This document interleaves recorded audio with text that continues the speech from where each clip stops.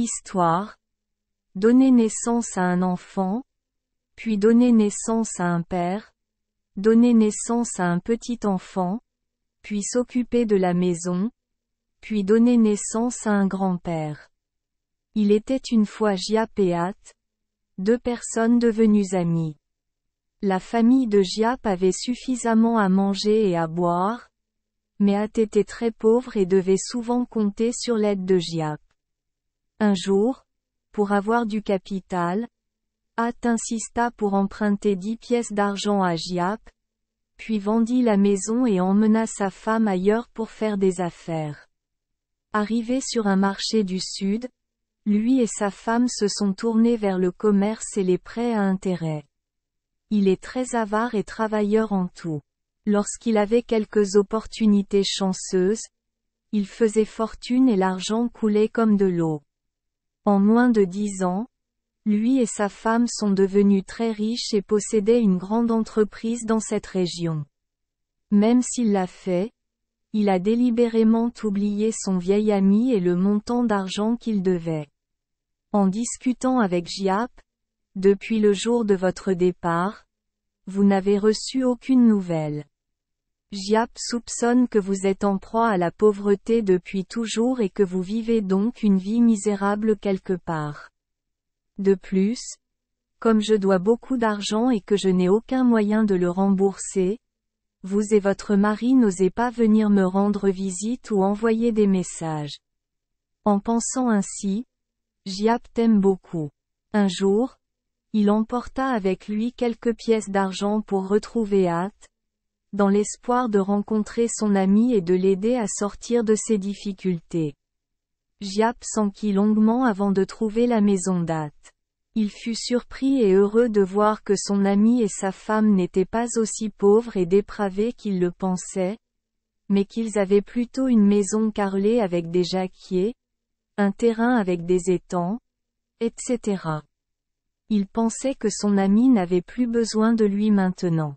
Aider encore. Alors avant d'entrer dans la maison, il creusa le sol et enterra l'argent qu'il transportait devant la porte de son ami. En vous rencontrant, extérieurement, il vous saluait avec joie, mais intérieurement, il ne pensait qu'à la dette qu'il vous devait. Il était à la fois embarrassé et plein de regrets. Soudain, devoir dépenser une grosse somme d'argent pour rembourser une dette d'il y a longtemps le rendit triste.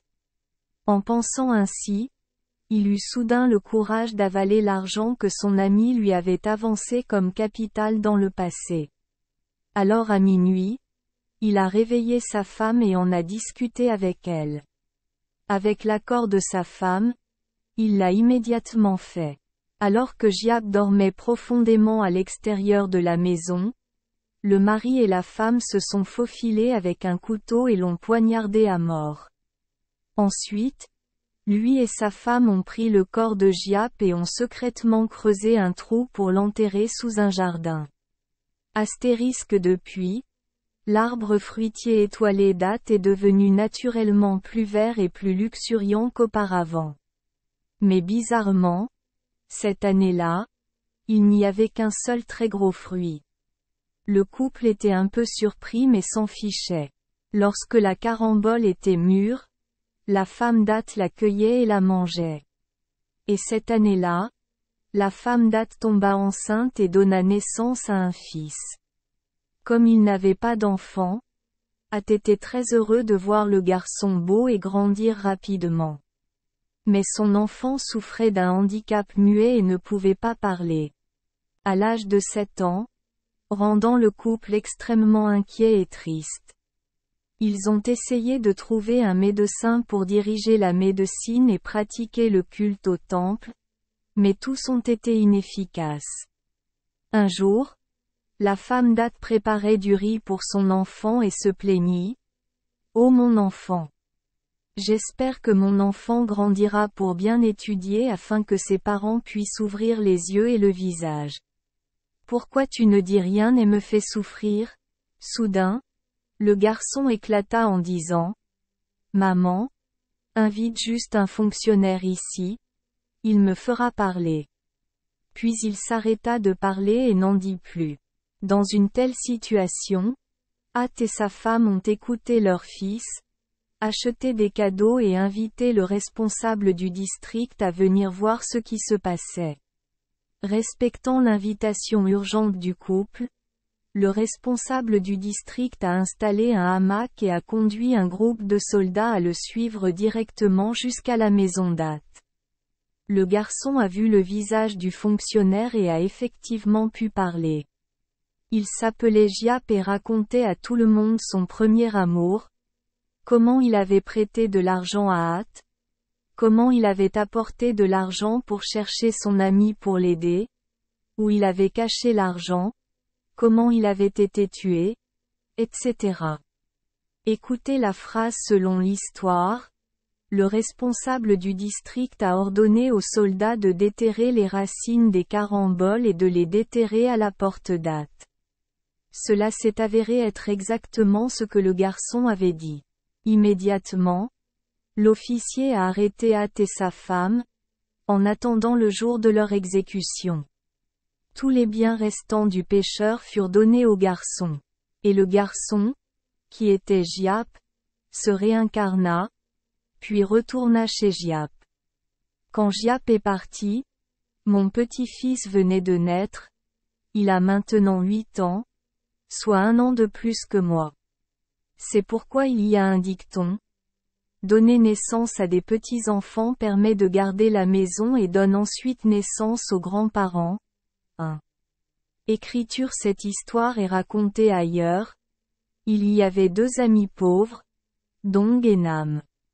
Avant de se séparer pour faire des affaires, ils ont pris rendez-vous selon lequel si une personne était bonne, il se souviendrait d'aider l'autre. Les affaires de Dong sont devenues de plus en plus riches. Il a eu un fils qui a réussi l'examen et est allé travailler au bureau du gouvernement. Les enfants donnent naissance à des petits-enfants. Le bonheur familial est sans égal. Un jour, Dong s'est soudainement souvenu de son vieil ami et a demandé à quelqu'un de lui demander. Il s'est avéré que Nam vivait une vie difficile. Dong a ensuite pris 3 pièces d'argent, les a enveloppées dans un morceau de tissu, les a mises dans un poteau et a fait semblant d'être vêtu de haillons pour venir rendre visite à son ami. En quittant la maison, Dong a fait semblant d'oublier le coup et l'a laissé chez Nam. Voyant le coup dur, Nam gagna de l'argent. De là il disposa d'un capital et son entreprise devint de plus en plus prospère. Quand Dong a vu que son ami allait bien, il a fait semblant d'être pauvre et est venu lui rendre visite. Nam avait peur que son ami lui parle des coups, alors il l'a tué, l'a traîné au fond du jardin, l'a enterré et a planté un arbre pour le faire disparaître. La femme de Nam a donné naissance à un fils. Contrairement au bébé Hat de l'histoire ci-dessus, il pleure toute la journée. Et quand il a appris à parler, il maudissait toujours son père et grondait sa mère. Peu importe combien il le cajolait, il n'écoutait pas. Quand il fut grand, il dit à ses parents que s'il voulait éviter d'être grondé, il devait les emmener chez le mandarin et être punis, sinon ils auraient beaucoup de problèmes avec lui. Et tout comme l'histoire ci-dessus, lorsqu'il rencontra le mandarin, il dénonça tous les péchés de ses parents. À son retour dans son ancien domicile, le neveu avait 30 ans. 2. Concernant le sujet d'aider de tout cœur un ami avec son capital mais d'être trahi par lui, les gens de Nguyen racontent également une autre histoire, avec le même début mais une fin différente comme suit. Il y avait 2 amis dans une province différente, un riche et un pauvre. Tout comme l'histoire ci-dessus, le riche prête 300 francs au pauvre comme capital. Après 3 ans sans vous voir venir, l'homme riche soupçonnait que vous aviez perdu votre chance et n'osait pas venir chez lui, alors il vous a tendu 3 lingots d'argent pour vous aider si votre entreprise échouait. Quand je suis arrivé, J'ai réalisé que votre situation n'était pas celle que je pensais. Quant à l'autre personne, lorsqu'il a vu son ami arriver, il a eu peur de recouvrer son ancienne dette, alors il s'est saoulé, l'a tué, l'a enterré derrière le porche, puis y a planté un arbre agenouillé. Contre toute attente, l'anémone pousse exceptionnellement bien, ses fleurs sont grosses comme un chapeau. Les gens étaient surpris et s'invitaient à venir voir. La femme du défunt cherchait son mari à ce moment-là et elle a entendu dire que d'étranges fleurs venaient également le voir. Dès leur arrivée, les fleurs se sont soudainement fanées, l'arbre est tombé et la personne les a forcés à poursuivre le mandarin en justice. Le mandarin revint enquêter et trouva un corps humain et 3 lingots d'argent. La femme a pleuré et a dit que mon mari était là. Puis il raconta toute l'histoire au mandarin. Les mandarins sont retenus derrière les barreaux pour attendre le jour de leur exécution. 3. Concernant l'image d'un grand-père réincarné donnant naissance à un petit enfant, le livre Elaine Tri Kien Van Luc raconte l'histoire de Nguyen Cacoan. Dans le village de Minh, Nguyen, il y avait un homme nommé Nguyen Cacoan qui s'est marié et a eu un fils nommé Coan. Quand il a grandi, il était intelligent et étudiait très bien. À l'âge de 20 ans, il réussit l'examen. Honorant et revenant en un jour, le bonheur de cette famille est indescriptible. Quand Coan avait 6 ans, Nguyen Cacoan est décédé. Cacoan a été réincarné par le roi Diem en tant que fils d'un mineur du village de Duong Trak. Ce bébé est né incapable de parler mais savait tout de sa vie antérieure. Un jour à cette époque l'enfant avait 6 ans. Le village de Duong Trak a construit une maison commune, avec l'intention d'accueillir les pauvres Coans à la cérémonie de clôture. Lorsque le père de l'enfant a annoncé au village que les gens apporteraient des drapeaux et des éventails pour l'accueillir. Le pauvre, tout à coup l'enfant peut parler. Il dit à son père, « Papa, va emprunter un piège et une natte de cajou à mettre pour moi au milieu de la maison. » L'homme suit les souhaits de son enfant pour voir ce qu'il compte faire. Lorsque Monsieur Coan est passé devant la maison, il se tenait à la porte et appelait, « Monsieur Coan, entrez ici et je vous le dirai. » Coan a entendu les paroles insolentes et s'est mis en colère lorsqu'il est entré dans la maison et a vu le garçon assis sur le toit et a dit à haute voix, « Coan, sais-tu qui je suis ? Attendez, le diable est apparu dedans ?» a répondu, « Non. Si votre famille a un mauvais karma, dites-le. Je m'appelle Nguyen Cacoan. » Voyant que Coan n'y croyait pas, l'enfant a dit, « S'il vous plaît, envoyez quelqu'un apporter 2 bibliothèques ici, je vais les lire pour que vous puissiez les voir. » Lorsqu'il apportait les livres, il lisait attentivement chaque livre et chaque leçon pour que Coan découvre et lui indique quel paragraphe corriger, quel paragraphe ponctuer. Ce qu'il avait enseigné à ses enfants dans le passé. Ne soyez pas surpris car seul lui et son père le savent clairement. Il s'est ensuite prosterné et s'est excusé. Puis, après la cérémonie de clôture, Coan a emmené son père, c'est-à-dire le bébé et le mineur chez eux pour prendre soin de lui. La femme de Hoan avait alors 70 ans. En entendant l'enfant prétendre être son mari, la vieille dame a définitivement refusé, mais lorsqu'elle l'a entendu raconter des histoires que seul son défunt mari et elle connaissaient, elle a accepté. Hoan lui a alors ordonné de préparer un endroit séparé pour vivre et pratiquer son écriture avec son petit-fils. À l'âge de 20 ans, il réussit l'examen. Une autre histoire de Chine. À Duongshou, il y avait un homme nommé Tran qui était éleveur de chevaux. Quand il avait 50 ans, il tomba soudainement malade. Il vit un homme à cheval se précipiter et le frapper avec un bâton. Puis il a grimpé sur le dos du cheval et l'a éloigné. Il a crié. Je ne peux pas crier. En allant jusqu'au Shaanxi, Am Duong le vit se jeter dans une pièce où une femme était en train d'accoucher. Soudain, il est devenu plus petit, puis il a été allaité. Les souvenirs sont plus faibles maintenant. Petit à petit, en grandissant, j'ai appris que mon père était vendeur de soie. Un jour, mon père a donné à ma mère un morceau de soie, disant que c'était de la soie précieuse. Il avait maintenant 6 ans et a jeté un coup d'œil. Mère dit, « La précieuse soie de papa. Qu'est-ce qu'il y a de si précieux dans cette chose ?»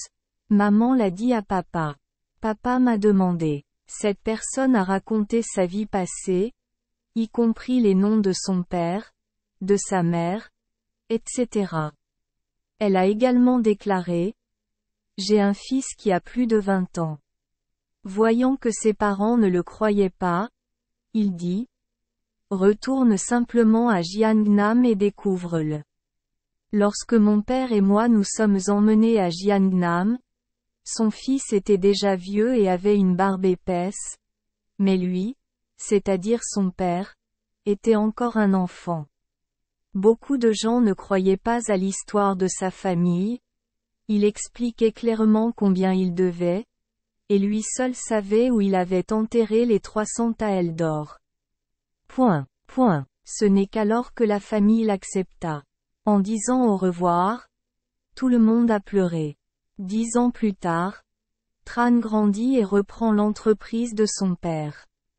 Retournez à Jiangnam et renseignez-vous sur l'ancien endroit. À cette époque, le fils mourut, laissant derrière lui le petit enfant. La femme de Tran vit toujours dans la pauvreté et élève ses petits-enfants. Tran a donné à sa femme 300 taels d'or pour les frais funéraires et la retraite. En partant, il acheta également du vin et de la viande pour faire des offrandes sur la vieille tombe. 4. 1. D'après Nguyen Van Ngoc, Conte ancien du Sud, à People, tome I. 2. D'après Thuc Nguyen Dan Bao, 1923. 3. Déclaration du village de Vinan. 4. D'après la comédie Tan Ki, tome 7. Merci les enfants des Esperluette Croisillon 39. Avoir écouté des contes de fées au jour Esperluette Croisillon 39. 8. Espérons que les histoires apporteront aux enfants des moments heureux et significatifs. Si vous aimez notre chaîne, veuillez appuyer sur le bouton S Esperluette Croisillon 39. Abonner, pour ne manquer aucune histoire intéressante. Je vous souhaite une bonne nuit de sommeil et de beaux rêves. Rendez-vous dans la prochaine histoire.